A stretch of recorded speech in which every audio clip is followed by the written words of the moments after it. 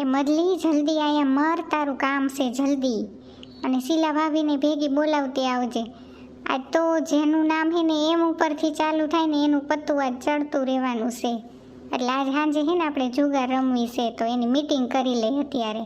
કેટલાને ડબ્બો રાખવો અને કેટલાની હાઈલ રાખવી એની બધું. અને તારું તો પત્તું ચડતું જ છે એટલે તારે તો કંઈ વિચારવાનું છે જ નહીં.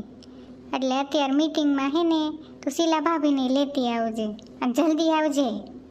હે ખોખી, તને મદલીનું સપનું આવ્યું તો કંઈ મારું સપનું નથી આવતું તને?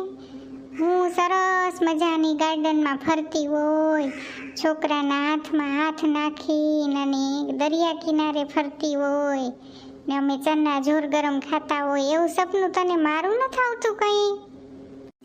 એ મને કાંઈ મદલીનું સપનું નથી આવ્યું, આ તો હું ખોટું બોલું છું. મદલીને ઉલ્લું બનાવીને તારે ક્યાં જવું છે? કોઈને ઉલ્લું નથી બનાવવા.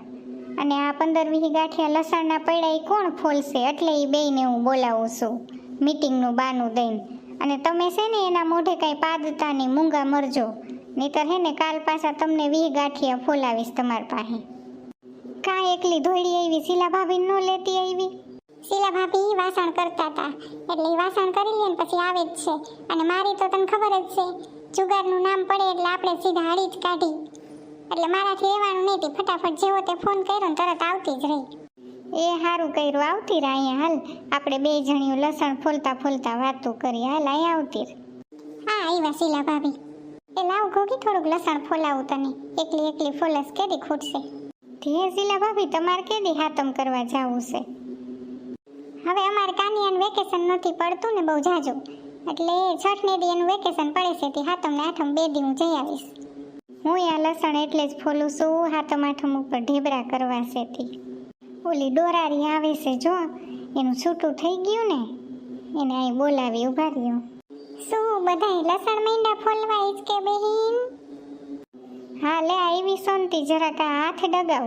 અમને ને શીલા ભાભીને હિંચકો નાખ દે જરાક, એટલે અમારે હે ને પગ નીચે ઉતારવા નહીં. તારા જેવા 2-4 મૂર્ખા મળી જાય ને એટલે અમારી 2 કલાક વહી જાય. એકેય કંઈ મારા હાટું થઈને તમે નથી કાંઈ હિંચકતીઓ.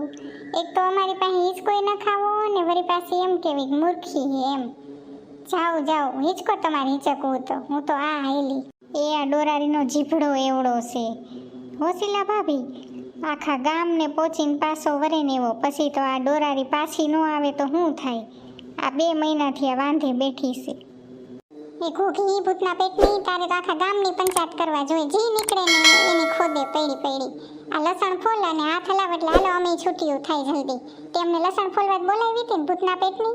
જુગાર રમવાની તે કઈ વાતે ન કરી.